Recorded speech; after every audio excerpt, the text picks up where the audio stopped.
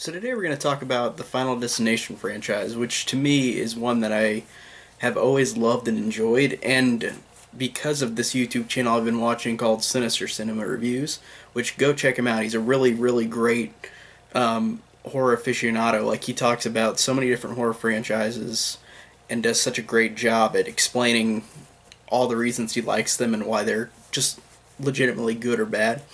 But I watched his videos on this franchise recently, and I was so excited, honestly, to rewatch these because the way he talked about him made me want to go back and rewatch him because I haven't seen him in a couple of years. I think it's been like 2 or 3 years since I've seen any of them, and the franchise has been done since 2011. There hasn't been a sequel since, but the Final Destination franchise I really love because it's such an interesting franchise in the time it was created. In 2000, it was a time where we did have slasher movies. We did have slasher movies in the genre, but we didn't have them typically as common as, like, say, the 80s. Like, it felt like it was kind of going down a spiral where it was kind of losing momentum a lot. And there was Scream that came out in 96, and that kind of revitalized it a little bit, but it was never as big as in the 1980s. So slashers were there, but not as popular. And I like how this film came out, the first Final Destination,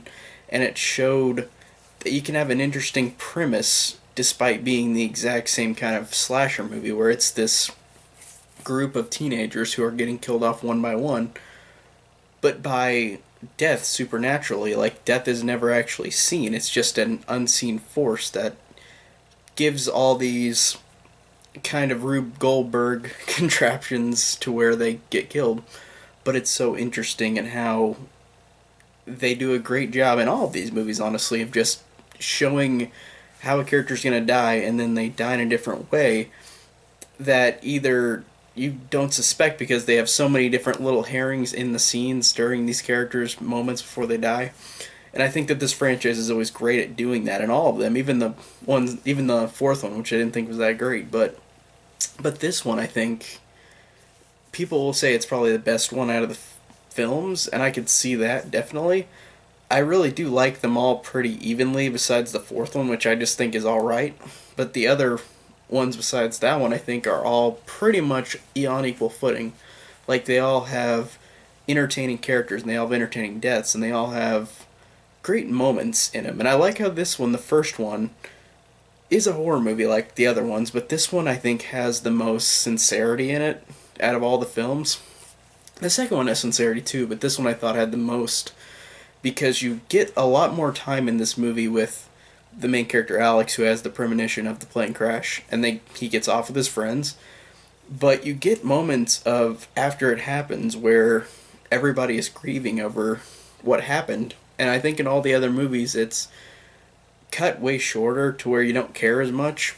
And in this one, I felt like they did a good job of having these characters realize what they just went through, how they survived this near death catastrophe on an airplane, and they survived it, and now they're trying to live their lives as normal people, but they can't live normal because they just survived this horrible ordeal where all their friends and students are gone.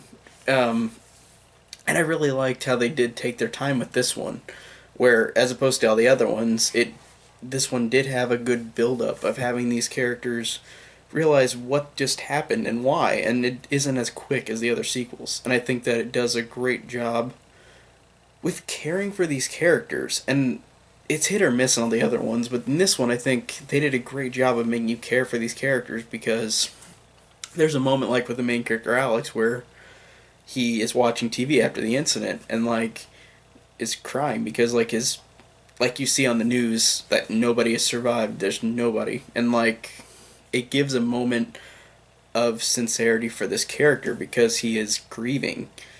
And I really like how in this first one it does that really, really in a good way. And I think that all the characters are really, most of the characters are likable.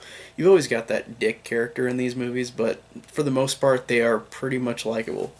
Alex is very likable. I like how he's this character who has had a great burden sit on him, and then he doesn't know what to do. And then Clear Rivers, who is a girl in Alex's class who has never spoken to him, realizes right before he gets off the plane that she believes him, and she doesn't know why. And I like their relationship because it's not like a romance, a typical thing. It's just that they meet in this situation, and I like how Clear believes him and gets off, and it seems like she has kind of a thing like he does, where she doesn't see premonitions really, but she feels like he truly knew what was going to happen, and when it did, it all the more better made her believe him, and I think that it was really great.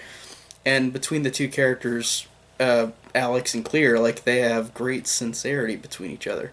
The way they talk on the beach in this scene, almost towards the end of the movie, where Clear kind of gives her backstory on about her dad dying because he went to a 7-Eleven to get cigarettes and a guy shot him.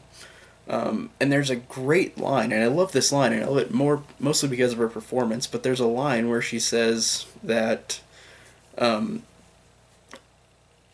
that if that I wish that there was some kind of alternate thing where my dad never went there, where my dad never got shot, and if that's the plan for my family and me, then fuck death and fuck how I've been, how she's like been treated her whole life because she's got no family. Her dad died and then her mother left or dumped her, and then now she's gone and has nobody. And I like how it brings these two characters together, but not in a cheesy romantic way. They're just like friends, and it kind of becomes something towards the end. But it's not anything that's overbearing. It's not anything that feels like it's not warranted. I thought that this situation brought these two characters together in a really interesting way. Um, and like all the other characters, like I like them all. I think that they all are interesting in how different they are for a horror movie, I guess, which means that they're very simple, but they you could tell the difference between all of them.